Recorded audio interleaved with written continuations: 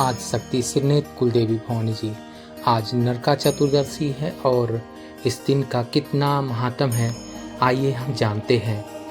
जय माँ भवानी। हरे कृष्णा। नरक चतुर्दशी केवल एक तिथि नहीं बल्कि धर्म और अधर्म के संघर्ष की जीवंत स्मृति है। यह वह दिन है जब मानवता ने भय और अंधकार से मुक्ति पाई थी।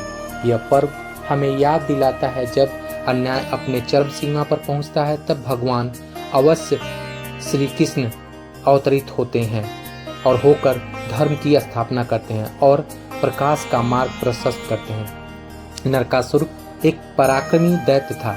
वह माता पृथ्वी, भूदेवी और बराह अवतार से उत्पन्न हुआ था। जन्म से ही उसे शक्ति और पराक्रम मिला था, किंतु जैसे जैसे समय बीतता गया उसका अहंकार और क्रूरता बढ़ता गया। उसे वरदान मिला था कि उसकी मृत्यु केवल और केवल उसकी माँ के ही हाथों हो सकती है। इस वरदान का घमंड उसे अधर्मी बनाता चला गया। उसने देवताओं को हरा दिया, उनकी शक्ति छीन ली और 16,000 कन्याओं को बंधक बनाकर अपने राजमहल में रख लिया था। इन कन्याओं की पुकार से स्वर्ग और पृथ्वी दोनों व्याकुल हो उठे। जब अत्याचार असहनीय हो गया तब भगवान श्री कृष्ण के हस्तक्षेप से सत्यभामा, जो भूदेवी का अंश थी और भगवान श्री कृष्ण की पत्नी थी, उनके साथ थी।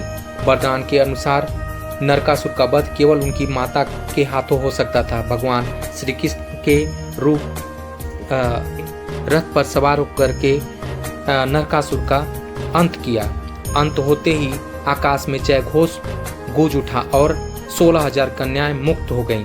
इस लीला और कथा में सबसे मोड़ तब आया जब 16,000 कन्याओं ने भगवान श्री कृष्ण से प्रार्थना की, अब हम कहाँ जाएं?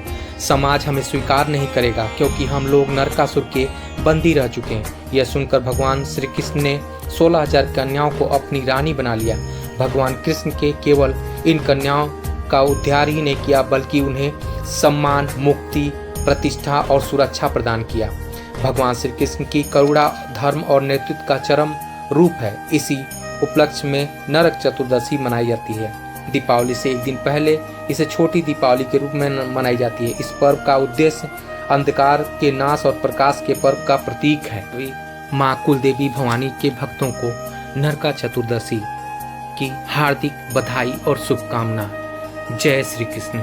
जय माँ भवानी।